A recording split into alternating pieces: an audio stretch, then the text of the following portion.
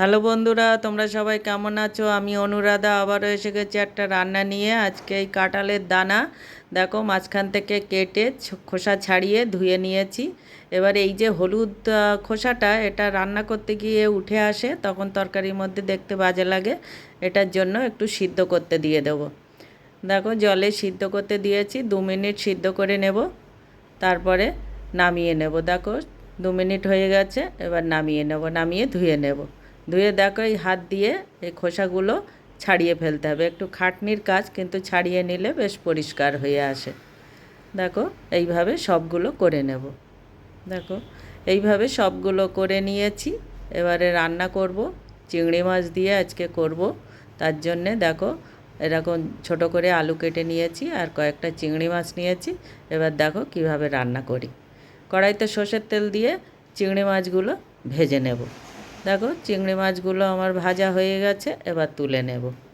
এবার কড়াইতে সর্ষের তেল দিয়ে দিলাম আলুগুলো একটু ভেজে তুলে নেব। আমার ভিডিওগুলো যদি ভালো লাগে লাইক শেয়ার কমেন্ট করে উৎসাহিত করো। দেখো আলু ভাজা তুলে নিয়ে তাতে দিয়ে দেবো গোটা জিরে, শুকনো লঙ্কা, তেজপাতা ফোড়নটা একটু ভেজে নিয়ে তাতে পেঁয়াজ কুচি দিয়ে দেবো। পেঁয়াজ কুচিটা একটু ভেজে নেব। দেখো পেঁয়াজ কুচি ভেজে নিয়েছি, এবারে টমেটো কুচি দিয়ে দেবো। টমেটো কুচিটা একটু কাঁচা গন্ধ যাওয়া পর্যন্ত ভেজে নেব। দেখো ভেজে নিয়েছি, এবারে দিয়ে দেবো ধনে গুঁড়ো, জিরে গুঁড়ো, লঙ্কা গুঁড়ো, আদা বাটা, হলুদ গুঁড়ো আর লবণ আর একটু জল দিয়ে এই মশলাটাকে তেল ছাড়া পর্যন্ত কষিয়ে নেব। দেখো কষিয়ে নিয়েছি, এবারে সেই দানাগুলো দিয়ে দেবো আর দিয়ে দেবো ভেজে রাখা আলু দিয়ে এটাকে 2-3 মিনিট ধরে ভালো করে মশলার সঙ্গে কষিয়ে নেব। দেখো কষিয়ে নিয়েছি, এবারে দিয়ে দেবো জল, যার যেমন ঝোল লাগবে সেই পরিমাণে। তখন দানাগুলো ভালো করে সিদ্ধ করে নিই, আলু আর দানা সিদ্ধ হওয়ার মতো জল দিতে হবে।